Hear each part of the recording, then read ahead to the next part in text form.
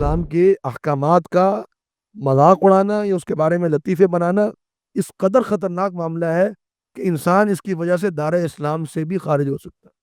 اللہ رب العالمین نے یہاں پر یہ فرمایا کہ بعد ایمانکم، تم ایمان لا چکے تھے، ایمان لانے کے بعد تم نے کفر کیا تو ویل لکل ہمزۃ لمزہ، تو لمزہ کہتے ہیں ایسے لوگوں کو جو ہمیشہ تانے مارتے ہیں۔ ہمارے بھی بہت سے دانشور لبرل قسم کے لوگ جو ہیں وہ اعتراضات کر دیتے ہیں اللہ رب العالمین کی تقسیم کے اوپر، مرد و عورت کی جو تقسیم ہے اس پر اعتراضات ہو جاتے ہیں، احکامات جو اللہ رب العالمین نے عورتوں کو دی اس کے بارے میں جو ہے وہ اعتراضات ہو جاتے ہیں۔ تو یہ اللہ رب العالمین کی تقسیم ہے، ہمارا ایمان ہے کہ اللہ رب العالمین نے یہ تقسیم عدل پر مبنی کی ہے۔ کسی کا اگر وہ پرائیویٹ ادارہ ہے، کوئی سوسائٹی ہے، کوئی NGO ہے اور وہ زکوٰۃ جمع کر رہی ہے یا زکوٰۃ تقسیم کر رہی ہے، وہ عاملین علیہ میں نہیں آ سکتی۔ کیوں؟ کیونکہ عاملین علیہ جو ہے یہ حکومت کی طرف سے مقرر ہوتی ہے، اور تالیف قلبی میں کافر بھی آتے ہیں۔ یہ واحد مصرف ہے، یہ واحد مد ہے کہ جس میں کافر کو بھی زکوٰۃ دی جا سکتی ہے۔ تو یہ ایمان کی نشانی ہے کہ انسان اللہ اور اس کے رسول کی رضامندی وہ اس کے نزدیک سر فہرست ہوتی ہے، اس کی پرائورٹی یہ ہوتی ہے کہ اللہ اور اس کے رسول صلی اللہ علیہ وسلم کو راضی کرنا ہے، باقی دنیا ناراض ہوتی ہے تو ہوتی رہے، مجھے کسی کی پرواہ نہیں۔ یہ ایمان کی پختگی کی علامت ہے۔ وَلَقَدْ يَسَّرْنَا الْقُرْآنَ لِلذِّكْرِ فَهَلْ مِن مُدَّكِرٍ۔ سورہ التوبہ آیت 54 تک کل ہم نے مکمل کیا۔ آج انشاءاللہ آیت 55 سے آغاز کریں گے۔ اعوذ باللہ من الشیطان الرجیم فلا تعجبک اموالہم ولا اولادہم، فلا تعجبک، تو آپ کو حیرانی میں نہ ڈالے یا تعجب میں نہ ڈالے، اموالہم، ان کے مال، ولا اولادہم، اور نہ ہی ان کی اولادیں، انما، فقط، یرید اللہ، اللہ ارادہ فرماتا ہے، لیعذبہم، کہ ان کو عذاب دے، بہا، ان مالوں اور اولادوں کے ذریعے، فی الحیات الدنیا، دنیا کی زندگی میں، وتزہق انفسہم، وتزہق، اور نکل جائے، انفسہم، ان کی جانیں، وہم کافرون، اس حال میں کہ یہ کافر ہوں۔ تو جیسا کہ پچھلی آیات میں یہ آپ کو معلوم ہے کہ اللہ رب العالمین منافقین کے بارے میں گفتگو فرما رہا ہے، تو منافقین کے حوالے سے ایک نصیحت اللہ تعالیٰ نے نبی کریم صلی اللہ علیہ وسلم کو بھی کی اور آپ کے ذریعے سے پوری امت کو کی۔ ایسے لوگ جو فاسق اور فاجر ہوں اور منافق ہوں، تو آپ یہ نہ سمجھیے کہ ان کو اللہ رب العالمین مال سے اور اولاد سے نہیں نوازے گا، بلکہ آپ دیکھیں گے کہ ان کے بڑے بڑے کاروبار ہوں گے، ان کی بڑی اولادیں ہوں گی، ان کی اولادوں کو، ان کی نسل کو اور ان کی کاروبار کو، ان کی دولت کو دیکھ کر آپ حیران نہ ہو کہ یہ اتنے بڑے مجرم ہیں اللہ کے، اور اس کے باوجود بھی اللہ رب العالمین ان کا اتنا ان کو نواز رہا ہے۔ تو اللہ رب العالمین نے یہ مال اور اولادیں ان کو دینے کے دو سبب بیان فرمائے۔ ایک سبب یہ ہے کہ یرید اللہ لیعذبہم بہا فی الحیات الدنیا، کہ اللہ رب العالمین یہ چاہتا ہے، اللہ کا ارادہ ہے کہ ان مالوں اور اولادوں کے ذریعے سے ان کو دنیا میں عذاب دے۔ کیا معنی؟ یعنی یہ مال اور اولاد ان کی راحت کا سبب نہیں ہے، ان کے سکون کا سبب نہیں ہے، بلکہ یہ مال اور اولاد ان کے لیے ہمیشہ ایک بے چینی، ایک تکلیف، ایک بے قراری، بے سکونی، یہ ان پر طاری رہتی ہے۔ تو یہ مال کما بھی رہے ہیں، اولادیں ان کی جوان بھی ہو رہی ہیں، لیکن اس کے باوجود بھی ان کو سکون نصیب نہیں ہو رہا۔ تو جو سکون نصیب ہوتا ہے وہ کس طرح ہوتا ہے کہ وہ اللہ رب العالمین کے ذکر سے، الا بذکر اللہ تطمئن القلوب، اسلام لانے سے، اسلام قبول کرنے سے، دین پر عمل کرنے سے، تو یہ دنیا کی نعمتیں حاصل ہونے سے سکون نہیں ملتا انسان کو جو سکون ملتا ہے وہ اللہ تعالیٰ کی طرف سے ہے۔ اسی لیے ہم دیکھتے ہیں کہ بہت بڑے بڑے جو مالدار لوگ ہوتے ہیں تو ان کو بھی ایک دل کا سکون نہیں ملتا، اور بسا اوقات اللہ تعالیٰ نے تو ہمارے لیے ایک بڑی مثال قائم کر دی کہ جن کو ہم کہتے ہیں کہ ڈیولپڈ کنٹریز جو ہیں، تو ان میں جاپان سر فہرست آتا ہے۔ پوری دنیا میں جو سوسائڈ ریٹ جو ہے سب سے زیادہ جاپان کے اندر ہے، اور اس کے اندر بھی جو زیادہ تر خودکشی کرنے والے لوگ ہیں وہ نوجوان ہیں، 18 سے 25 سال کی عمر کے درمیان 40% لوگ ہیں جنہوں نے خودکشیاں کی ہیں، اور اگر بظاہر دیکھا جائے تو اپنے کیریئر میں بڑے مضبوط، بڑے اچھے اپنی فیلڈ میں، اور مال کا بھی کوئی مسئلہ نہیں ہے کہ ایسا نہیں ہو کہ کوئی غربت کی وجہ سے خودکشی کر رہے ہو. تو یہ کیوں ہے؟ کیونکہ یہ جو مال اور اولاد ہے یہ کافر کے لیے راحت کا سبب نہیں بنتا، یہ مزید اس کے لیے بے سکونی اور ایک اس کے لیے اذیت کا سبب بنتا ہے. تو اللہ رب العالمین نے یہ مال اور اولاد ان کو دی دنیا کی زندگی میں عذاب دینے کے لیے. اور اس لیے دوسرا سبب کیا ہے کہ وَتَزْهَقَ أَنفُسُهُمْ وَهُمْ كَافِرُونَ، کہ ان کی جانیں اس حال میں نکلیں کہ یہ کافر ہوں، یعنی اسی دھن میں لگے رہے، مال کمانے کی دھن میں، اولاد کی فکر میں، یہ اسی مسئلے میں لگے رہے اور اسی حالت میں ان کی جان نکل جائے. ان کو اللہ رب العالمین کی طرف رجوع کرنے کا موقع ہی نہ ملے، اور نہ ہی ان کو یہ فکر ملے، اور یہ دنیا کی زندگی میں لگے ہی اس دنیا سے چلے جائیں. تو یہ اللہ رب العالمین کی طرف سے ایک عذاب ہے اس شخص کے لیے کہ اس کو دنیا کی زندگی میں بے سکونی بھی ہے، اور اس مال اور اولاد کی وجہ سے اللہ تعالیٰ اس کو آخرت سے بھی بے فکر کر دیتا ہے، اور کفر کی حالت میں اس کی موت ہو جاتی ہے. تو ایک مسلمان کو بھی فکر ہوتی ہے، اپنی اولاد کی بھی فکر ہوتی ہے، اپنے مال کی بھی فکر ہوتی ہے، لیکن مسلمان اللہ پر توکل کرتا ہے. تو اگر کبھی غم لاحق بھی ہو، کبھی پریشانی آئے بھی، تو اللہ رب العالمین سے دعا کر کے اس کے دل کو سکون مل جاتا ہے. اللہ رب العالمین کی طرف بھروسہ کر کے، اللہ پر اعتماد کر کے، توکل کر کے، وہ اس پریشانی میں نہیں آتا جس پریشانی میں کافر آتا ہے، کیونکہ اس کے لیے تو دنیا سب کچھ ہے نا، اس کو تو دنیا کے غم کھایا جا رہا ہے. مومن کو تو پتہ ہے کہ اگر دنیا میں کوئی اونچ نیچ ہو بھی گئی تو آخرت تو ہے اپنی جگہ پر، وہاں تو اللہ نصیب کرے گا ہی کرے گا. اس وجہ سے اس کو دنیا کی جو زندگی ہے نا، اس کا فکر تو ملتی ہے، اس کو کچھ نہ کچھ پریشانی تو ہوتی ہے، لیکن اتنی نہیں ہوتی کہ وہ خودکشی کر لے، کہ بالکل مایوس ہو جائے اور بالکل جو ہے وہ دنیا سے نا امید ہو جائے. یہ معاملہ ایک مسلمان کا نہیں ہوتا. تو ایک بڑی اہم بات اللہ رب العالمین نے ان کے دلوں کی معاملے اللہ تعالیٰ نے ہمارے سامنے کھول دیے. پھر فرمایا کہ وَيَحْلِفُونَ بِاللَّهِ، یہ اللہ کی قسمیں کھاتے ہیں، اِنَّهُمْ، کہ بے شک یہ لوگ، لَمِنْكُمْ، یہ ضرور تم میں سے ہیں، وَمَا هُمْ مِنْكُمْ، اور یہ نہیں ہے تم میں سے، وَلَكِنَّهُمْ، اور لیکن یہ لوگ، قوم، ایسی قوم ہے، یفرقون، جو خوف زدہ ہے. یفرقون کا معنی خوف زدہ ہے، یہ تم سے ڈرتے ہیں. یہ منافقین قسمیں کھاتے ہیں کہ یہ تم ہی میں سے، یہ قسمیں کھا کر تمہیں تسلی دیتے ہیں، اطمینان دلاتے ہیں کہ ہم بھی مسلمان ہیں. یہ اللہ رب العالمین نے فرمایا کہ یہ مسلمان نہیں ہے، یہ جو قسمیں تمہارے سامنے کھا رہے ہیں اور تمہیں اطمینان دلا رہے ہیں، یہ اس لیے ہے کہ یہ تم سے خوف زدہ ہے، کہ کہیں اگر تمہیں پتہ چل گیا کہ یہ لوگ کافر ہیں تو ظاہری بات ہے تم کو قتل کر دو گے، تم ان کو اپنے درمیان رہنے نہیں دو گے. تو تم سے خوفزدہ ہونے کی وجہ سے یہ قسمیں کھا کر تمہیں تسلیاں دلاتے ہیں.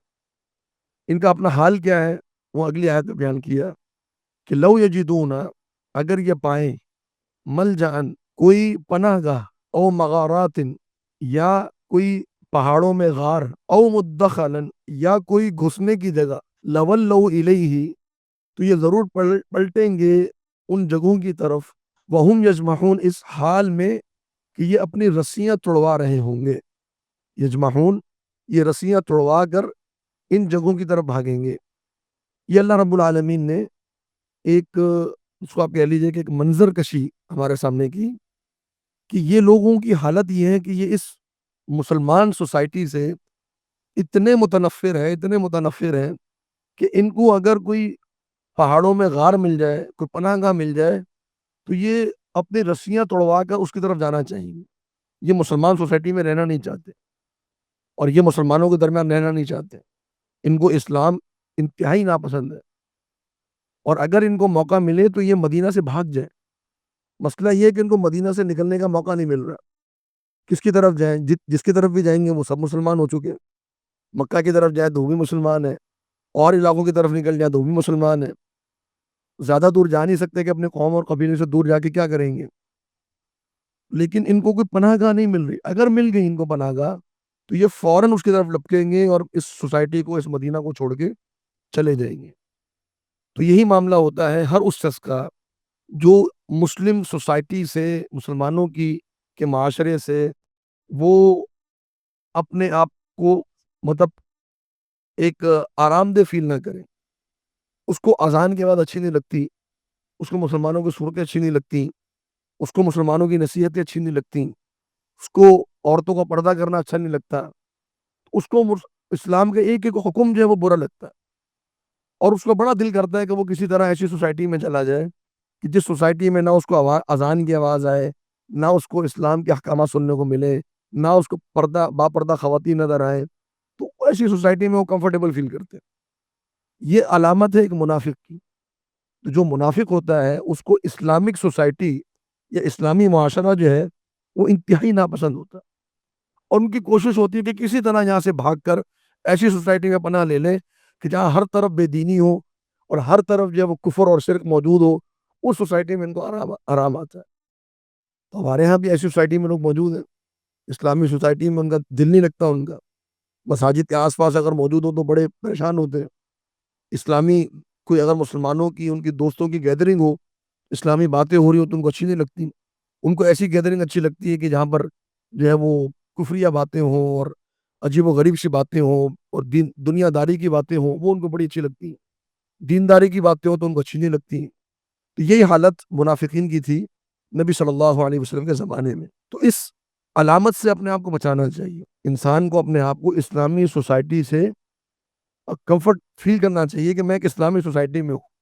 بلکہ بہت سے الحمدللہ مسلمان ایسے ہیں کہ جب وہ بے دینوں کی سوسائٹی میں جاتے ہیں تو ان کو بہت عجیب فیل ہوتا ہے، وحشت فیل ہوتی ہے کہ ہم کہاں آ گئے۔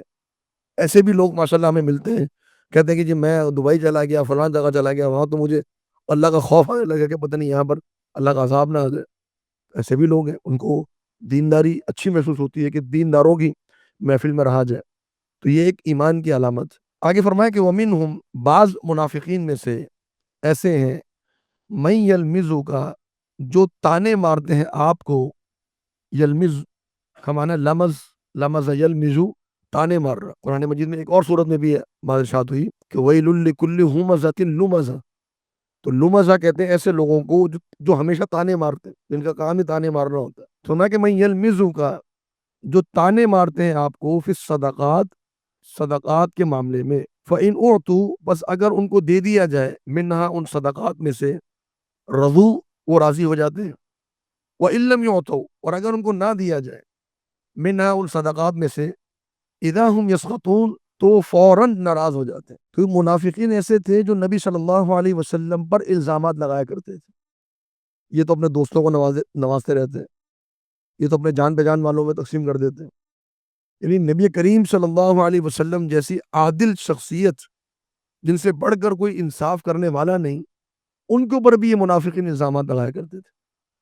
بلکہ حدیث میں آتا ہے کہ ایک شخص ذوالخویسرہ تمیمی اس کا نام تھا، نبی صلی اللہ علیہ وسلم مال غنیمت تقسیم فرما رہے تھے، تو آگے کہنے لگا یا محمد اعدل، اے محمد صلی اللہ علیہ وسلم عدل کیجئے۔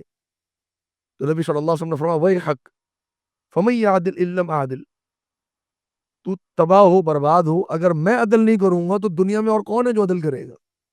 اگر محمد صلی اللہ علیہ وسلم وہ عدل نہیں کریں گے تو پھر دنیا میں اس کے علاوہ اور کون ہے جو عدل کرے گا؟ تو جناب عمر فاروق رضی اللہ عنہ نے فرمایا کہ مجھے اجازت دیں میں اس منافق کی گردن اتار دوں۔ تو فرمایا کہ نہیں، میں یہ اجازت نہیں دوں گا، کیونکہ منافقین کو اگر تم نے قتل کرنا شروع کر دیا تو لوگ یہ کہیں گے کہ محمد صلی اللہ علیہ وسلم اپنے ساتھیوں کو قتل کروا دیتے ہیں۔ تو صرف اس حکمت کی وجہ سے نبی صلی اللہ علیہ وسلم نے منافقین کو قتل کرنے کی اجازت نہیں دی کہ لوگ یہ کہیں گے کہ محمد صلی اللہ علیہ وسلم اپنے ساتھیوں کو قتل کروا دیتے ہیں۔ لیکن تھے منافق، الزامات لگایا کرتے تھے نبی صلی اللہ علیہ وسلم کے اوپر، اور اگر مل جاتا کچھ اس میں سے تو راضی ہو جاتے کہ ہاں بھائی ٹھیک ہے، اب تو معاملہ صحیح ہے، نہ ملے تو فوراً ناراض ہو جاتے تھے۔ حالانکہ نبی صلی اللہ علیہ وسلم کی تقسیم پر ان کو راضی ہونا چاہیے تھا۔ جب ایک منصف موجود ہے اور وہ دے رہا ہے اور انصاف کے ساتھ دے رہا ہے تو اس کی تقسیم پر راضی ہونا چاہیے تھا۔ اور ان کے الزامات کی اور بھی کچھ نوعیت ہے، یہ مومنین پر بھی الزامات لگاتے تھے جو کہ آگے اللہ رب العالمین نے ذکر فرمایا ہے، وہ آگے انشاءاللہ ذکر آئے گا۔ فرمایا وَلَوْ أَنَّهُمْ، اور اگر بے شک یہ لوگ رضو، راضی ہو جاتے، ما آتاہم اللہ، جو دیا ان کو اللہ نے، ورسولہ، اور اللہ کے رسول صلی اللہ علیہ وسلم، اس پر اگر یہ راضی ہو جاتے، وقالو، اور یہ کہتے، حسبنا اللہ، اللہ ہمیں کافی ہے، سیؤتین اللہ، ان قریب دے گا اللہ تعالی ہمیں، من فضلہ، اپنے فضل سے، ورسولہ، اور اللہ کے رسول دیں گے، انا الی اللہ، بے شک ہم لوگ اللہ ہی کی طرف راغبون، رغبت رکھنے والے ہیں. ہم اللہ کی طرف دیکھ رہے ہیں، ہمیں اللہ سے رغبت ہے، جو اللہ دے گا ہم اس کو قبول کر لیں گے. یہ اگر بات کہتے تو اللہ رب العالمین کو ضرور نوازتا، لیکن انہوں نے کیا تقسیم کر دی کہ جب مل گیا تو ٹھیک ہے، نہیں ملا تو الزامات لگانا شروع کر دیے. تو اگر یہ لوگ اللہ رب العالمین کی تقسیم پر اور نبی صلی اللہ علیہ وسلم کی تقسیم پر راضی ہو جاتے اور یہ کہتے کہ حسبنا اللہ سیؤتینا اللہ من فضل و رسول، اللہ اس کا رسول اپنے فضل سے ہمیں عطا کریں گے، تو یہ ان کے لیے بہترین تھا. اور علماء نے اس آیت کو منافقین کی علامت میں اس طرح بھی ذکر کیا کہ اللہ رب العالمین نے دین میں جو احکامات رکھے ہیں اور احکامات کے لحاظ سے جو تقسیم فرمائی ہے، اس تقسیم میں اسلام نے عدل کیا ہے. اس عدل پر انگلی اٹھانے والا بھی منافق ہے، اس عدل پر انگلی اٹھانے والا بھی منافق ہے.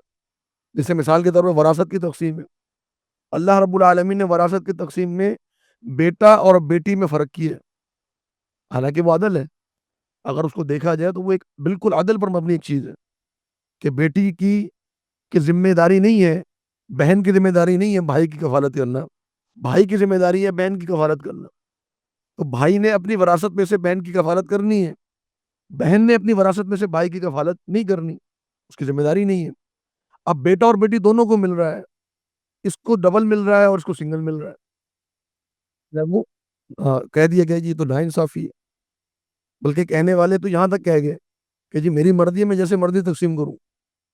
حتیٰ کہ ہمارے پاکستان میں اسلامی نظریاتی کونسل کے ایک سربراہ گزرے، ان کا ایک آرٹیکل شائع ہوا جس میں انہوں نے پورے آرٹیکل نہیں لکھا کہ جی میں اپنی بیٹی، وہ تھی بھی ان کو آگے ان کی اکلوتی بیٹی تھی، اگر میں اپنی بیٹی کو اپنی پوری جائیداد دے دوں تو دین مجھے کیسے روک سکتا ہے اس چیز سے.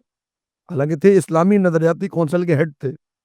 اب اندازہ کریں اسلامی نظریاتی کونسل جو کہ اسلامی احکامات کی پہرے دار ہے، اس کا سربراہ خود ہتھوڑا چلا رہا ہے اسلامی احکامات کے اوپر. تو اب یہ لوگوں کی طرف سے اعتراضات ہیں. ہمارے بھی بہت سے دانشور لبرل قسم کے لوگ جو ہیں وہ اعتراضات کر دیتے ہیں اللہ رب العالمین کی تقسیم کے اوپر. مرد و عورت کی جو تقسیم ہے اس پر اعتراضات ہو جاتے ہیں. احکامات جو اللہ رب العالمین نے عورتوں کو دیے اس کے بارے میں جو ہے وہ اعتراضات ہو جاتے ہیں. تو یہ اللہ رب العالمین کی تقسیم ہے. ہمارا ایمان ہے کہ اللہ رب العالمین نے یہ تقسیم عدل پر مبنی کی. تو جو شخص اللہ رب العالمین کی تقسیم پر انگلی اٹھاتا ہے وہ منافق ہے، یہ اس کے نفاق کی علامت ہے، اس کا ایمان مکمل نہیں. تو ہمیں کیا کہنا چاہیے؟ حسبنا اللہ سیؤتینا اللہ من فضلہ ورسولہ، کہ ان قریب اللہ اپنے فضل سے ہمیں عطا کرے گا، جو اللہ کی تقسیم ہم اس پر راضی ہیں، اور اللہ رب العالمین اپنے فضل سے ہمیں عطا کرے گا. اور چونکہ اس زمانے میں نبی صلی اللہ علیہ وسلم زندہ تھے تو صحابہ یہ بھی کہا کرتے تھے کہ وہ رسول، اور جو رسول صلی اللہ علیہ وسلم اپنے فضل سے ہمیں عطا کریں گے تو ہمارے لیے کافی ہے. بعض لوگوں نے اس آیت سے استدلال کیا کہ جس طرح اللہ دیتا ہے اسی طرح اللہ کا رسول بھی دیتا ہے. اس آیت سے بعد ہماری امت میں بعض لوگوں نے استدلال کیا کہ جی دیکھیں اللہ نے فرمایا کہ کہنا چاہیے سیؤتینا اللہ من فضلہ ورسولہ، کہ ہمیں اللہ بھی اپنے فضل سے دیتا ہے اور اللہ کا رسول بھی اپنے فضل سے دیتا ہے. حالانکہ یہ بات بالکل جو ہے وہ ایک شرکی اور جس کو آپ کہتے ہیں کہ ایک شرک پر مبنی بات. یہاں پر جو مخاطب ہیں وہ صحابہ ہیں مخاطب، یا منافقین جو نبی صلی اللہ علیہ وسلم کے زمانے کے ہیں. اور اس بات سے پہلے اللہ نے کیا فرمایا؟ حسبنا اللہ، اللہ ہمیں کافی ہے. یہ تو نہیں فرمایا حسبنا اللہ ورسولہ کہ اللہ اس کا رسول ہمیں کافی ہے، بلکہ فرمایا حسبنا اللہ، اللہ رب العالمین ہمیں کافی ہے. اور دینے والی ذات اللہ رب العالمین کی ہے. خود نبی صلی اللہ علیہ وسلم سے کئی دفعہ یہ بات کہلوائی گئی کہ آپ کہہ دیجئے انی لا املک لکم ضرا ولا نفع، میں تمہارے لیے نہ کسی نقصان کا مالک ہوں نہ نفع کا مالک ہوں. بلکہ ایک روایت میں نبی صلی اللہ علیہ وسلم نے فرمایا کہ انما انا القاسم واللہ هو المعطی، میں تو تقسیم کرنے والا ہوں، اللہ اصل عطا کرنے والا ہے. المعطی جو ہے وہ اللہ ہے، میں القاسم ہوں، میں تمہارے درمیان تقسیم کر سکتا ہوں، دینے والی ذات اللہ کی ہے. تو اس آیت سے یہ استدلال کرنا بالکل غلط ہے. باقی آیات کو اگر سامنے رکھا جائے تو اس سے معلوم ہو جاتا ہے کہ یہ آیت خاص تھی نبی صلی اللہ علیہ وسلم کے زمانے کے ساتھ. آج ہم کیا کہیں گے؟ ہم کہیں گے حسبنا اللہ سیؤتینا اللہ من فضلہ، کہ اللہ ہمیں کافی ہے اور اللہ رب العالمین اپنے فضل سے ہمیں عطا فرمائے گا. اب چونکہ معاملہ تھا زکوٰۃ کا، صدقات کا اور مال غنیمت کا، تو مال غنیمت کی تقسیم تو اللہ رب العالمین نے پہلے بیان فرما دی. اب اگلی جو آیت ہے جو سورہ التوبہ کی 60 نمبر آیت ہے، اس آیت میں اللہ رب العالمین نے زکوٰۃ کے مصارف کو بیان فرمایا۔ فرمایا کہ انما الصدقات، انما فقط الصدقات، جو صدقات ہے، صدقات سے مراد زکوٰۃ، صدقے کا اطلاق قرآن مجید میں کئی مقامات پر زکوٰۃ پر ہوا ہے۔ تو ویسے تو فرق ہے زکوٰۃ اور صدقے میں، لیکن قرآن مجید میں کئی مقامات پر صدقات سے مراد جو ہے وہ زکوٰۃ ہے، جیسے یہاں پر پوری امت کا اجماع ہے کہ یہاں الصدقات سے مراد جو ہے وہ زکوٰۃ ہے۔ تو زکوٰۃ کے جو اموال ہیں وہ خاص ہیں کس کے لیے؟ للفقراء، فقراء کے لیے، والمساکین، اور مساکین کے لیے، والعاملین علیہا، اور وہ لوگ جو ان زکوٰۃ کے مال پر عمل کرتے ہیں یعنی اس کو جمع کرتے ہیں، والمؤلفۃ قلوبہم، اور وہ لوگ جو تالیف قلبی میں آتے ہوں، جن کے دلوں کو جوڑنا ہو اسلام کے ساتھ، وفی الرقاب، اور گردن آزاد کرانے میں، والغارمین، اور وہ لوگ کہ جنہوں نے قرضہ لیا ہوا ہو، وفی سبیل اللہ، اور اللہ کے راستے میں، وابن السبیل، اور مسافر، فریضۃ من اللہ، یہ فرض ہے اللہ تعالیٰ کی جانب سے، واللہ علیم حکیم، اور اللہ رب العالمین علم والا اور حکمت والا ہے۔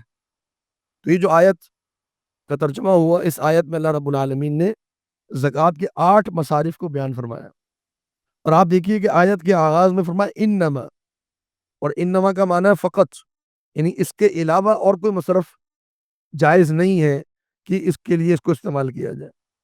اور آیت کے آخر میں فرمایا فریضۃ من اللہ، یہ اللہ کی جانب سے فرض ہے، یعنی زکوٰۃ کا نکالنا اور ان مصارف میں نکالنا یہ فرض ہے۔ ان مصارف کے علاوہ زکوٰۃ نہیں دی جا سکتی، ان جگہوں کے علاوہ، ان مدود کے علاوہ کسی اور مد میں زکوٰۃ کو خرچ نہیں کیا جا سکتا۔ تو آیت کا آغاز انما سے، آیت کا اختتام فریضۃ سے۔ اس کا معنی یہ ہے کہ زکوٰۃ کی تقسیم اللہ رب العالمین نے میرے اور آپ کے اختیار پر نہیں چھوڑی، بلکہ اللہ رب العالمین نے زکوٰۃ کی تقسیم خود فرما دی کہ زکوٰۃ کیسے تقسیم ہوگی۔ تو 8 مصارف بیان فرمائے، فقراء اور مساکین۔ ویسے فقراء اور مساکین جو ہیں وہ ایک ہی معنی میں آتے ہیں، لیکن علماء نے یہاں تھوڑا فرق کیا کہ فقیر سے مراد وہ شخص ہے کہ جس کے پاس کوئی آمدنی نہیں ہو، جو کماتا ہی نہ ہو، وہ فقیر ہے۔ اور مسکین سے مراد وہ شخص ہے جو کماتا تو ہے لیکن اس کی آمدنی اس کی ضرورت سے کم ہے، اس کی ضرورت زیادہ ہے، اس کی آمدنی کم۔ اس کا استدلال علماء نے سورۃ الکہف کی آیت سے کیا کہ جس میں اللہ رب العالمین نے یہ فرمایا کہ اما السفینۃ فکانت لمساکین، کہ جو کشتی تھی جس میں خضر علیہ السلام اور موسیٰ علیہ السلام سفر کر رہے تھے، تو خضر علیہ السلام نے موسیٰ علیہ السلام کو بتایا کہ جو کشتی جس میں نے سوراخ کیا تھا یہ مساکین کی تھی۔ اب ہے کشتی کا مالک وہ، لیکن ہے مسکین، کشتی کا مالک ہونے کے باوجود مسکین ہے۔ کیوں؟ کوئی کشتی سے جو وہ کماتا تھا وہ اس کی ضرورت کے مطابق نہیں تھا، تو کمانے کے باوجود بھی وہ مسکین ہے۔ تو فقیر اور مسکین میں یہ فرق ہے۔ والعاملین علیہا، یعنی جو زکوٰۃ پر عمل کرنے والے، وہ کون ہیں؟ وہ ہیں جو زکوٰۃ کو جمع کرتے ہو۔ اور عاملین علیہا میں بعض لوگ جو آج کل کی NGOs میں جو لوگ کام کر رہے ہوتے ہیں، مختلف اداروں میں جو زکوٰۃ کو جمع کرتے ہیں اور زکوٰۃ تقسیم کرتے ہیں، ان کو بھی عاملین علیہا میں شمار کرتے ہیں، اور یہ بہت بڑی غلطی ہے۔ عاملین علیہا جو ہے اس میں یہ پرائیویٹ ادارے نہیں آ سکتے۔ کسی کا اگر وہ پرائیویٹ ادارہ ہے، کوئی سوسائٹی ہے، کوئی NGO ہے، اور وہ زکوٰۃ جمع کر رہی ہے یا زکوٰۃ تقسیم کر رہی ہے، وہ عاملین علیہا میں نہیں آ سکتی۔ کیوں؟ کیونکہ عاملین علیہا جو ہے یہ حکومت کی طرف سے مقرر ہوتے ہیں۔ کوئی انسان ذاتی طور پہ اگر زکوٰۃ جمع کر رہا ہے یا زکوٰۃ خرچ کر رہا ہے، اس کو عاملین علیہا میں شمار نہیں کیا جا سکتا۔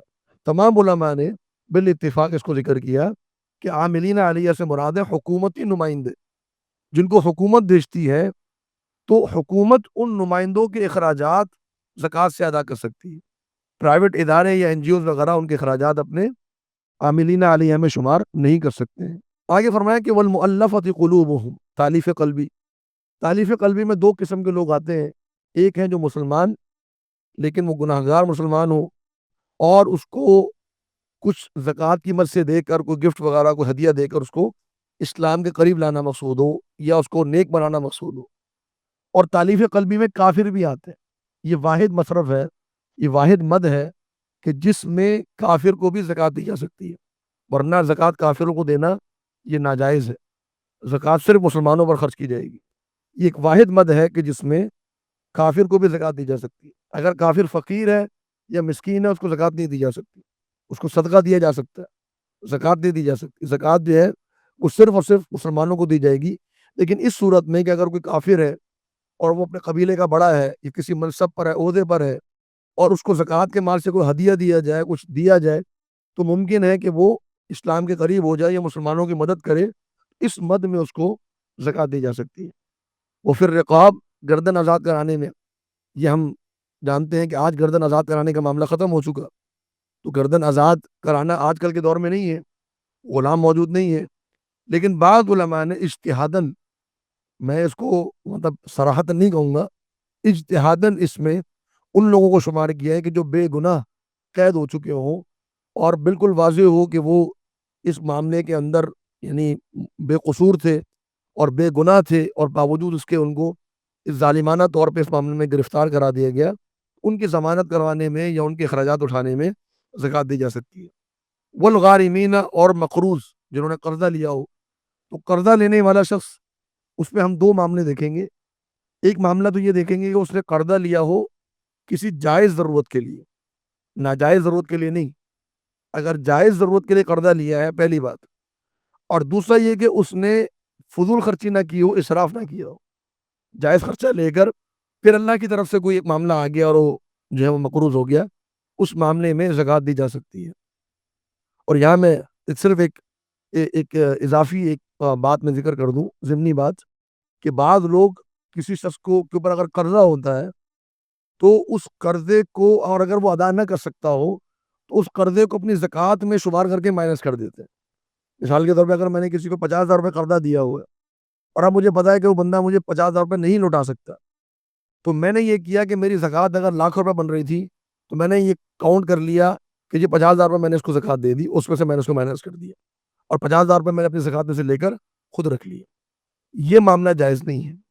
اپنا قرضہ جو اس نے انسان نے کسی کو دیا ہو وہ اپنی زکوٰۃ میں سے مائنس کرانا جائز نہیں.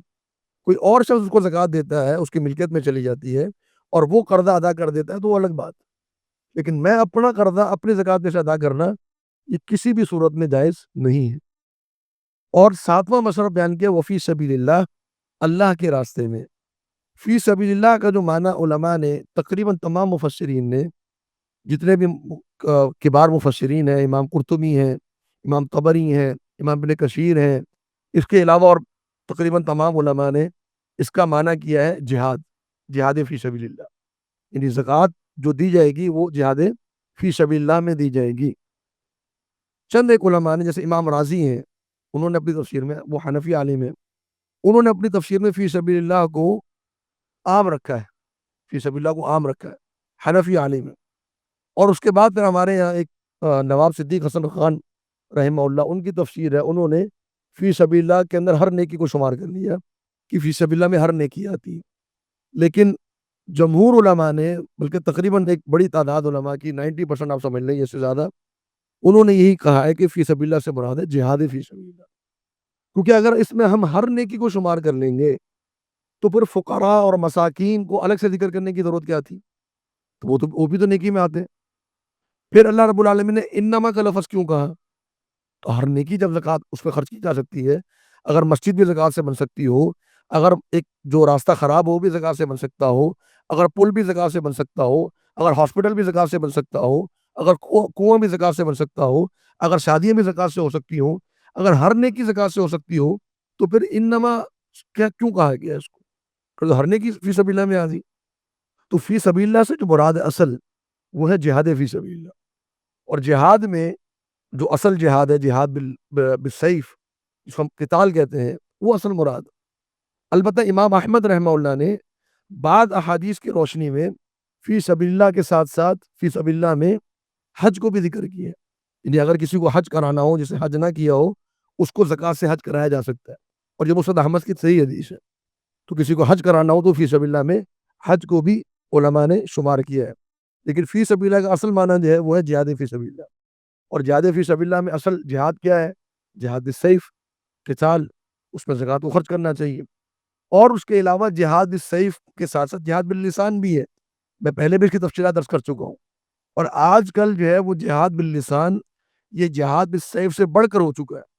آج جہاد السیف کا ہمارے پاس موقع میسر نہیں ہے، ہم کسی کافر سے، دشمن سے براہ راست جو ہے وہ لڑ نہیں سکتے، لیکن ان کا جو پروپیگنڈا وار ہے، جو میڈیا وار ہے، اس کے خلاف ہم کام کر سکتے ہیں۔ تو یہ جو جاہد المشرکین باموالکم وانفسکم والسنتکم، اپنی زبانوں کے ساتھ، تو آج ہمارے پاس جہاد کا موقع ہے اپنی زبانوں کے ساتھ۔ تو ایسے ادارے جو جہاد باللسان کا کام کر رہے ہوں، جن میں مدارس بھی شامل ہیں، جن میں علماء بھی شامل ہیں، وہ ان کے اس کاز میں، ان کے اس جہاد میں، ان کے اس مقصد میں زکوٰۃ کو خرچ کرنے میں کوئی حرج نہیں ہے، بلکہ یہ بہترین ذریعہ ہے جہاد کو خرچ کرنے، زکوٰۃ کو لگانے کا۔ یہ جو تعلیم و تعلم ہے، دین کی جو تعلیم ہے، دین کا جو دعوت تبلیغ ہے، پروپیگنڈا وار ہے، میڈیا وار ہے، اس کی میں سمجھتا ہوں کہ آج مصارف زکوٰۃ میں فقراء اور مساکین کے بعد سب سے بہترین مصرف جو ہے وہ یہ مصرف ہے کہ جس میں زکوٰۃ کو خرچ کرنا چاہیے۔ عموماً لوگ جو ہے وہ ہاسپٹلس کے اندر اور ان چیزوں میں خرچ کر دیتے ہیں۔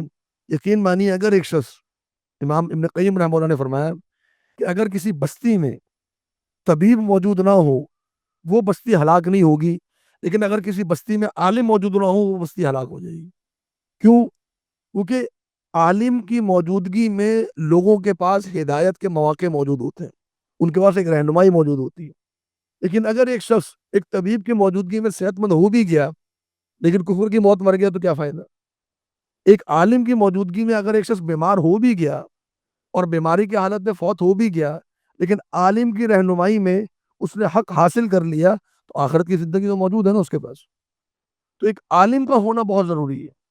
عالم کی ایک جو تکمیل ہے اور عالم کو ایک بنانا ہے، تعلیم و تعلم کے سلسلے ہیں اور میڈیا کا جو سلسلہ ہے، اس میں یہ مصارف فی سبیل اللہ میں شامل ہے، اور یہ آج کل کے اہم ہماری بحیثیت امت کے فرائض میں سے بھی شامل ہے۔ اور آخری چیز جو اللہ تعالیٰ نے ذکر پھر فرمائی ہوا ہے وابن السبیل، مسافر۔ تو مسافر چاہے اپنے علاقے میں بہت مالدار ہو، لیکن اگر وہ سفر کی حالت میں وہ کسی تنگدستی میں آ گیا، پریشانی میں آ گیا، تو اب اس کے اوپر زکوٰۃ کا مال خرچ کیا جا سکتا ہے۔ تو یہ تفصیلات ہیں جو مصارف زکوٰۃ کے تعلق سے ہیں۔ فرمایا کہ اللہ تعالیٰ کی جانب سے فرض ہے، اور اللہ رب العالمین علیم بھی ہے، بہت علم والا بھی ہے اور بہت حکمت والا بھی ہے۔ یہ اس لیے ذکر کیا اللہ تعالیٰ نے کہ جو مصارف اللہ نے بیان فرمائے ہیں یہ علم اور حکمت کے اوپر مبنی، اور حقیقت یہ ہے کہ اگر صحیح طریقے سے زکوٰۃ کو خرچ کیا جائے اور صحیح طریقے سے اس کو مصارف میں استعمال کیا جائے تو بہت سے مسائل جو ہیں وہ لوگوں کے حل ہو جاتے ہیں۔ ہمارے یہاں بہت سے لوگ زکوٰۃ نہیں نکالتے، زکوٰۃ نکالتے تو صحیح جگہوں پہ خرچ نہیں ہوتی، مختلف جگہوں پہ خرچ ہو جاتی ہے۔ تو اصل چیز یہ ہے کہ زکوٰۃ صحیح طریقے سے نکالی جائے، اس کا حق ادا کیا جائے، اور زکوٰۃ صحیح طریقے سے اس کو خرچ کیا جائے ان کا مصارف کے اندر۔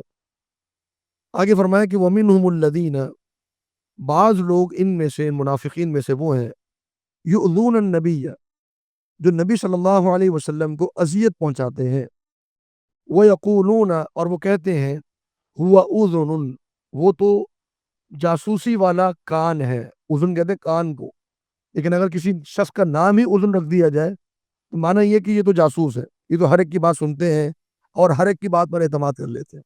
وہ اذن کہ وہ تو کان ہے، یعنی وہ ہر ایک کی بات سنتے ہیں اور ہر ایک کی بات پر اعتبار کر لیتے ہیں۔ قل آپ فرما دیجئے، اذن خیر لکم، وہ بہتری والا کان ہے تمہارے لیے۔ اذن خیر، وہ بہتری والا کان ہے یا بہترین کان ہے، لکم تمہارے لیے، یؤمن باللہ، وہ اللہ پر ایمان لاتے ہیں، ویؤمن للمؤمنین، اور وہ تصدیق کرتے ہیں اہل ایمان کی۔ وہ ہر ایک کی بات پر اعتبار نہیں کرتے، وہ صرف اور صرف جو اہل ایمان ہے ان کی باتوں کی تصدیق کرتے ہیں۔ تو یہ اللہ رب العالمین نے ذکر فرمایا کہ نبی صلی اللہ علیہ وسلم جو ہیں وہ ہر ایک کی بات پر اعتماد نہیں کرتے، بلکہ صرف اور صرف جو اہل ایمان ہیں ان کی بات کے اوپر اعتماد کرتے ہیں۔ تو یہ اگر اہل ایمان کی اور سچے لوگوں کی بات پر اعتبار کرتے ہو تو یہ تو بہترین کان ہے۔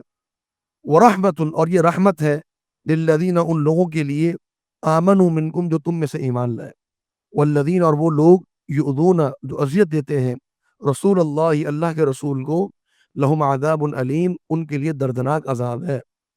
تو یہ بھی طنز اور اعتراض تھا نبی صلی اللہ علیہ وسلم کے اوپر کہ یہ جو بھی آتا ہے ہمارے بارے میں بات کر کے چلا جاتا ہے، یہ ان پر اعتبار کر لیتے ہیں، جبکہ نبی صلی اللہ علیہ وسلم بہت حکمت والے شخصیت تھے، بہت سی باتیں سنتے تھے، بہت سی باتوں کو اپنے دل کے اندر رکھتے تھے، اور ہر ایک بات کے اوپر ریئیکشن نہیں دیتے تھے کہ ہر ایک کی بات سن لی اس کے اوپر ریئیکٹ کرنا شروع کر دیا، بلکہ خود نبی صلی اللہ علیہ وسلم نے کئی معاملات پہ صحابہ کی تربیت فرمائی۔ ایک صحابی ایک غزوہ کے موقع پر وہ آئے نبی صلی اللہ علیہ وسلم کے پاس اور کہنے لگے اللہ کے رسول صلی اللہ علیہ وسلم فلاں شخص نے آپ کے بارے میں یہ بات کہی ہے، فلاں شخص نے آپ کے بارے میں یہ بات کہی ہے۔ تو نبی صلی اللہ علیہ وسلم نے اس کی تربیت فرمائی، میں دیکھو اس نے تیر چلایا تھا، وہ تیر مجھ تک پہنچا نہیں تھا، تم نے اٹھا کر وہ تیر میرے اندر پیوست کر دیا، اس نے وہ بات کہی تھی، وہ بات مجھ تک پہنچی نہیں تھی، تم نے وہ بات اٹھا کر مجھ تک پہنچا دی۔ یعنی صحابہ کی تربیت فرمائی کہ اگر میرے بارے میں کوئی بات کہے تو اس کو اپنے پاس رکھا کرو، میرے تک نہ لایا کرو۔ تو نبی صلی اللہ علیہ وسلم ایک تو ہر ایک کی بات سنتے نہیں تھے، اور آپ صلی اللہ علیہ وسلم نے صحابہ کی تربیت یہ فرمائی کہ ساری باتیں مجھ تک پہنچانے کی ضرورت نہیں ہے، اور پھر آپ تک جو باتیں پہنچتی تھیں آپ ان کو اپنے دل میں رکھتے تھے، اس کا اظہار نہیں فرماتے تھے، اور ہر ایک بات کے اوپر ریئیکشن نہیں لے لیتے تھے۔ اور یہ ایک لیڈر کی صلاحیت ہوتی ہے، اگر لیڈر ایک کی بات سنے اور اس کو فوراً جھڑک دے، دوسرے کی بات سنے اس کے خلاف ایکشن لے لے، تیسرے کے خلاف ایکشن لے لے، تو پھر تو ایک پوری جماعت ہوگی جو اس کے پیچھے فالوورز ہوں گے چلنے والے، ان میں بدلی پھیل جائے گی۔ تو نبی صلی اللہ علیہ وسلم جیسا لیڈر تو دنیا میں کبھی نہیں آیا، تو یہ ممکن ہی نہیں تھا کہ وہ ہر ایک کی بات کے اوپر کان کے کچے ہوں اور ہر ایک کی بات کے اوپر اعتبار کر لیں۔ تو لیڈر کا کان کا پکا ہونا بہت ضروری ہے۔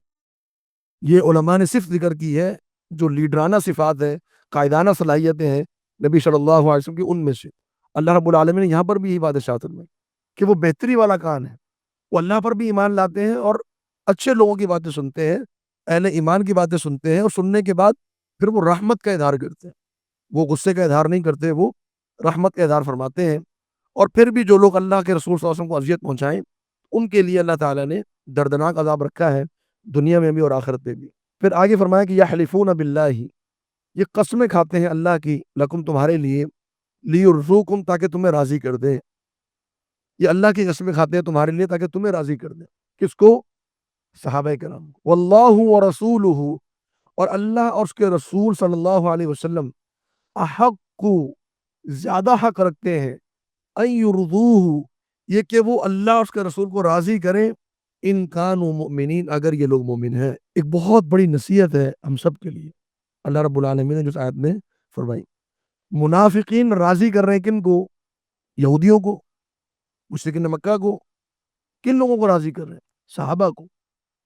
صحابہ جیسی شخصیات کو منافقین راضی کرنے کی کوشش کر رہے ہیں، وہ صحابہ کہ جن کے فضائل بے شمار ہیں، جو السابقون الاولون من المہاجرین والانصار ہیں، جن کو اللہ رب العالمین نے جنتی قرار دے دی ہے، ان کو راضی کرنا وہ غلط بات ہے؟ نہیں، لیکن اللہ رب العالمین نے فرمایا کہ اگر کوئی شخص اللہ اور اس کے رسول کو چھوڑ کر صحابہ کو بھی راضی کرے گا نا، اللہ کو یہ بھی پسند نہیں۔ تو ہم جیسے آدمی، ہم جیسے لوگ جو اللہ اور اس کے رسول کو چھوڑ کر آج کل کے لوگوں کو راضی کرنے چلے جائیں، اور آج کل کے بھی ایسے لوگ جو اللہ کے دشمن ہو، جو اللہ کے دشمن ہو، ہمیں پتہ ہے کہ یہ شخص اللہ کا نافرمان ہے، ہمیں پتہ ہے کہ یہ شخص دین کا مجرم ہے، اور ہم اللہ اور اس کے رسول کو راضی کرنے کے بجائے ہم اس شخص کو راضی کرنے چلیں گے، تو اللہ رب العالمین اس سے راضی ہوگا۔ فرمایا کہ اگر یہ مومن ہے تو صحابہ یہ تمہیں راضی کرنے کے بجائے یہ اللہ اور اس کے رسول کو راضی کریں گے۔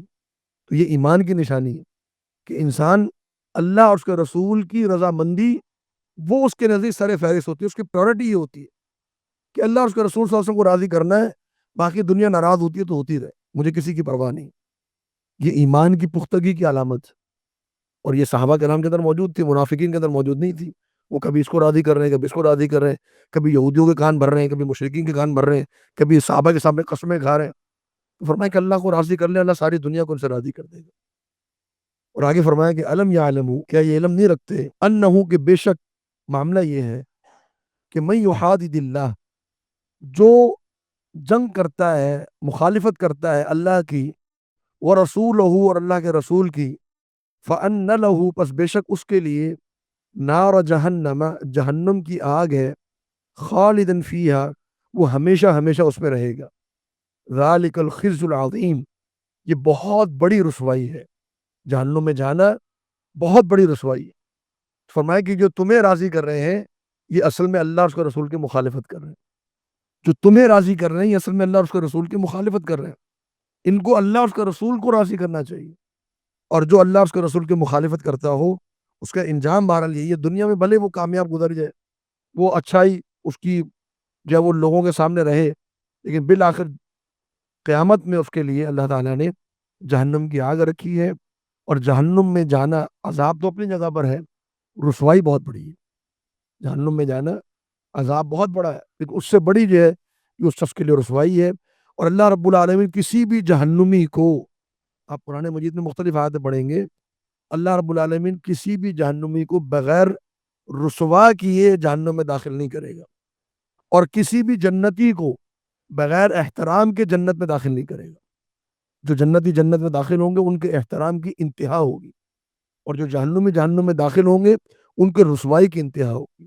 یہ دونوں انتہائیں ہیں جو اللہ رب العالمین نے رکھی ہیں، اور اس کا جو معیار ہے وہ اللہ اور اس کے رسول کی اطاعت یا اللہ اور اس کے رسول کی مخالفت ہے۔ اور فرمایا کہ یحذر المنافقون، خوف زدہ ہوتے ہیں منافق، ان تنزل، یہ کہ نازل کر دی جائے، علیہم، ان منافقین پر، سورتن، کوئی سورت قرآن مجید کی، تنبئہم، جو خبر دے دے ان کو، بما فی قلوبہم، جو کچھ ان کے دلوں میں ہے۔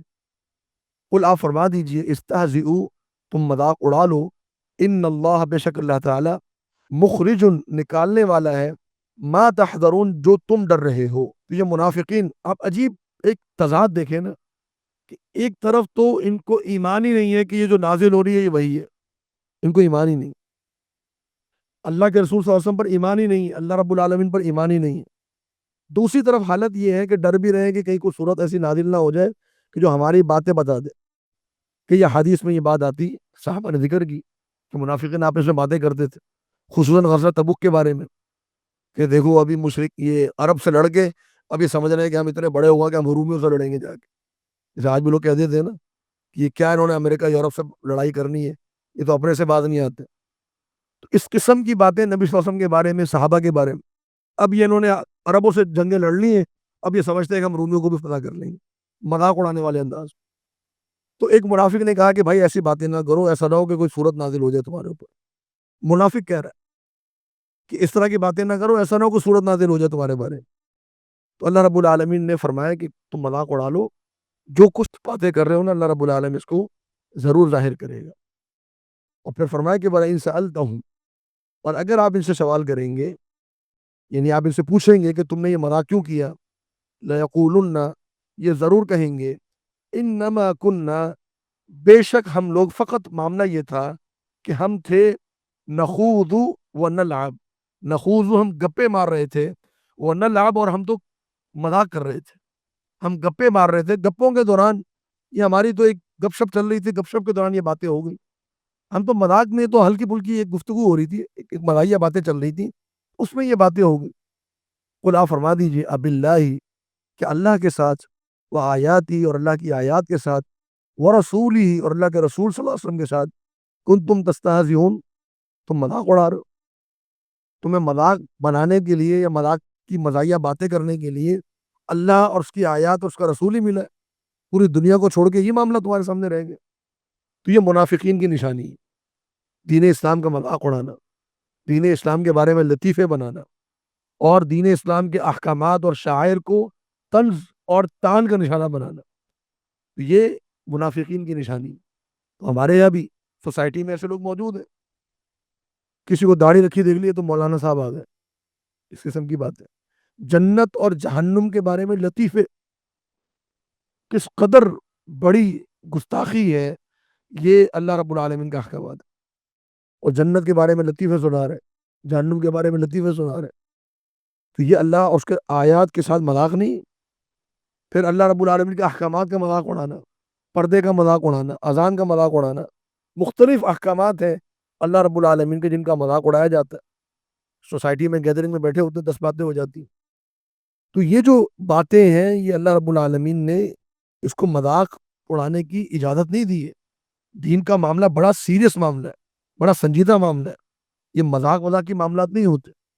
آگے فرمایا اللہ رب العالمین نے، یہ بات بڑی قابل غور ہے، فرمایا لا تعتذروا، یہ عذر پیش نہ کرو، قد کفرتم بعد ایمانکم، تم نے ایمان لانے کے بعد کفر کر لیا ہے، ایمان لانے کے بعد تم نے کفر کر لیا ہے۔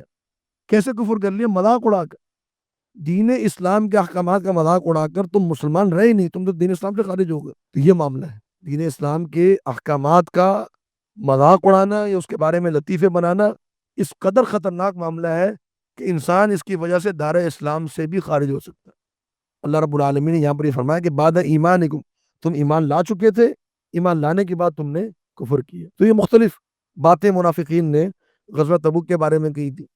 صحابہ جو ہیں ان میں سے بعض صحابہ ایسے تھے کہ جن کے پیٹ نکل آئے تھے، کچھ وجوہات کی بنا پر، جناب ابوبکر صدیق رضی اللہ عنہ ان کا پیٹ نکلا ہوا تھا، فقر و فاقہ کی وجہ سے بھی ہو سکتا ہے، جو کہ بیماری بھی ہو سکتی ہے۔ تو کہنے لگے یہ جو موٹے پیٹ والے ہیں یا کہ رومیوں کے خلاف لڑیں گے، صحابہ کا مذاق اڑا رہے ہیں، نبی صلی اللہ علیہ وسلم کا مذاق اڑا رہے ہیں، اور اسی طریقے سے آیات کا اور احکامات کا مذاق اڑا رہے ہیں۔ اور جب اللہ کے رسول صلی اللہ علیہ وسلم نے ان کو بلایا کہ تم نے یہ باتیں کی ہیں، اللہ کی قسمیں کھانا شروع ہو گئے، نہیں ہم نے ایسی باتیں نہیں کی، ہم نے ایسی باتیں نہیں کی۔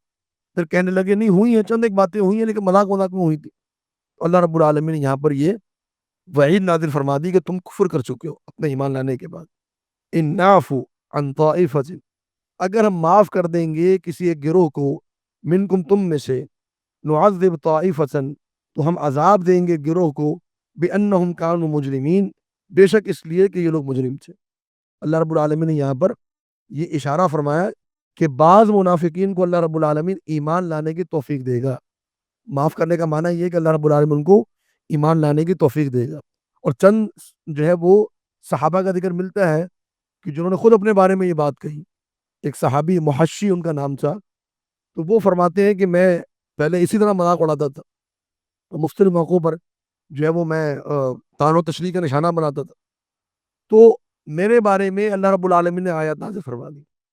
تو مجھے یقین ہو گیا کہ یہ جو آیات نازل ہوئی ہیں یہ غیب کا علم ہے، اور یہ غیب کا علم جو ہے وہ اللہ رب العالمین کے علاوہ کسی کو نہیں ہو سکتا۔ اس کے بعد وہ مسلمان ہو گئے اور اپنا نام بھی تبدیل کر کے عبد الرحمن رکھ لیا۔ تو بعض منافقین کو اللہ رب العالمین نے ایمان لانے کی توفیق دی تھی، لیکن بعض منافقین جو ہے ان کو عذاب اللہ رب العالمین نے دیا، اور اللہ رب العالمین ان کو ان کی منافقت کی حالت میں ہی ان کو موت دے دی، جیسا کہ عبداللہ بن ابی سلول اور اس کے علاوہ 2-3 اور لوگوں کا تذکرہ ملتا ہے۔ تو یہ منافقین جو ہیں وہ موجود تھے۔ ان کے بارے میں چند معاملات اللہ رب العالمین ذکر فرمائے۔ ایک آخری چند ایک آیات ہے جو کہ آگے اللہ تعالیٰ نے ذکر فرمائی ہیں، انشاءاللہ ان کو آئندہ درس میں مکمل کریں گے۔